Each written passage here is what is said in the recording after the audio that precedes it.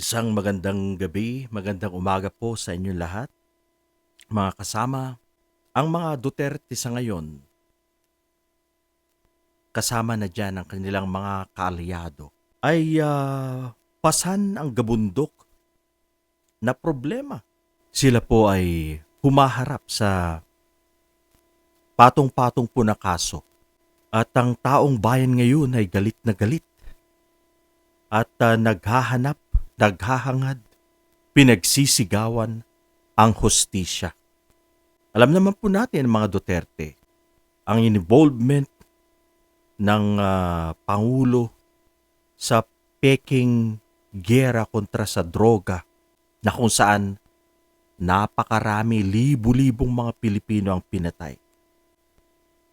At nasasangkot din po ang pangalan ng kanyang anak. Ang Vice Presidente, sinangkot ni Police Las Cañas, ang ating Vice President. Kaya titignan po natin ang development po nito.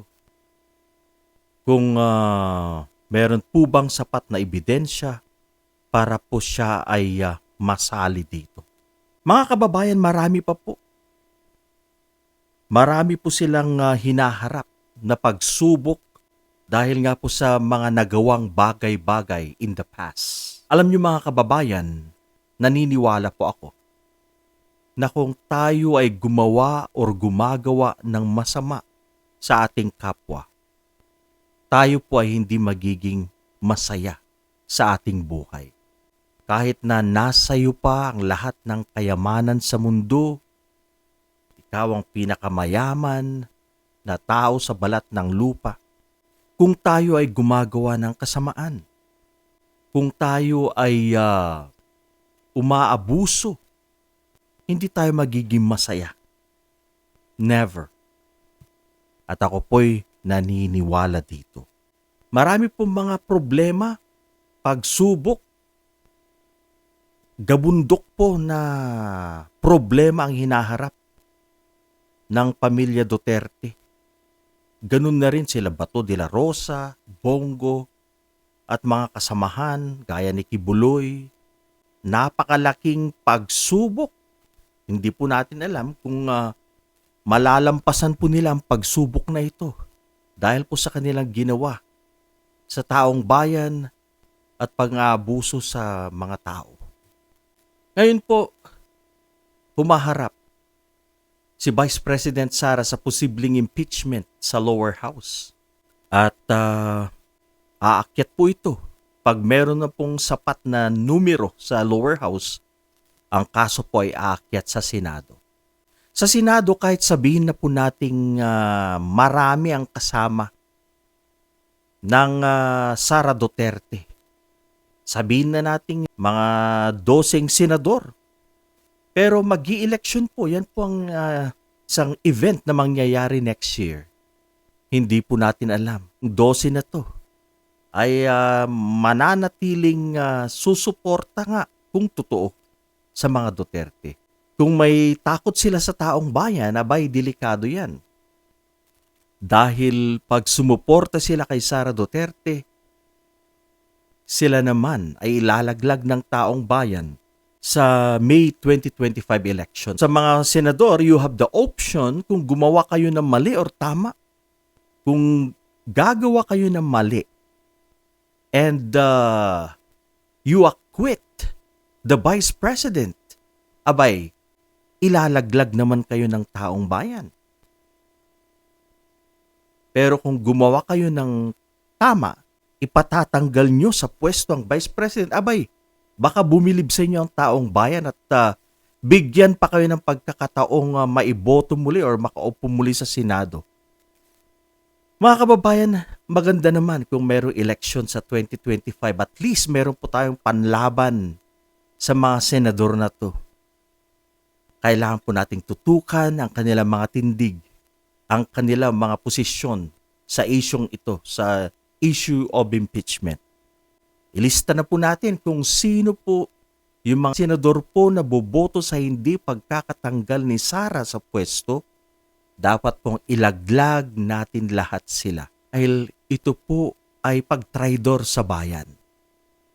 Siding the Vice President is equivalent to disloyalty to our land. Dahil masama, malaking kasalanan ang ginawa ng Vice President. Hindi lang iisa, marami po. Maraming mga kasalanan. Number 1 po dyan ay ang pandarambong pagnanakaw sa kaban ng bayan. So Sara Duterte is facing impeachment right now. Posible pong ma-impeach sa lower house. Pero titignan po natin kung ano ang mangyayari o kalalabasan nito sa Senado.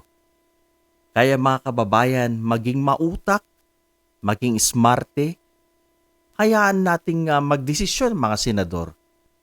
At kung nakita po nating mali ang kanilang desisyon, ay kinakailangang gawin din po nating ating parte para ilaglag sila sa susunod na eleksyon. Kung malusutan man ni Sara Duterte ang impeachment na yan, yung pagkakatanggal sa kanya sa pwesto, marami pa rin po silang kinahaharap na problema. Dahil humaharap po sila ng patong-patong na kaso. Haharap po sila sa DOJ yan, sigurado. Hindi lang po si Sara, ang kanyang tatay, ang kanyang kapatid. Mga issue po ng korupsyon, malversation of public funds. Yan mga kababayan, malaki po ang problemang kinahaharap ng pamilyang ito. Isama mo na dyan ang kanilang mga kaalyado. Alam niyo po, kung magsalita ang ating Vice President, ganoon na rin ang kanyang tatay. You know, manang-mana po ito sa tatay. Na pag nagsalita po ito, parang yung mga bagay-bagay, let's say, yung mga issues of impeachment, yung mga kaso laban sa kanila. Para po sa kanya parang wala lang. Parang bring it on. Parang ganun po ang style ng ating Vice President. She was just trying to downplay issues. Alam naman po natin na sila ay humaharap sa iba't ibang kaso at ngayon nga impeachment kay VP Sara. At para sa kanya parang okay lang. Parang I'm fine. Yun po ang kanyang pinalalabas sa publiko. Hindi po natin alam yan kung totoo nga that she is fine. Dahil baka sa likod ng camera, baka may pag-alala din yan. Ganyan lang siguro ang style po nila na kunwari hindi po sila affected. Yeah, they're trying to downplay ito pong mga paratang, mga kaso. They're trying to soft pedal on those issues. Pero ang tingin po natin dyan ay sila din po ay nag-aalala dahil sa mga patong-patong na kaso. Gaya ng sabi ko kanina, isama mo dyan ang ICC na hindi po natin alam kung kailan po sila papasok. Yan. Dami po nilang hinaharap. Mga kasong korupsyon ang si Pulong sa 51 billion, si Digong sa kasong korupsyon with Bongo, etc. etc. Napakarami po. Kaya again, ulitin ko, nasa sa atin man ang kayamanan. Kayamanan ng mundo. Pero hindi po tayo magiging masaya kung tayo po ay namumuhay sa kasamaan. Hindi po tayo magiging masaya kung tayo ay gumagawa ng mga kalokohan, pang-aabuso sa kapwa at kasinungalingan. Mga kababayan, tayo po'y magtulungan dito at ipagtanggol natin kung ano ang tama para sa bayan. Maraming salamat po sa inyong panunood. Isang magandang umaga, gabi sa ating lahat.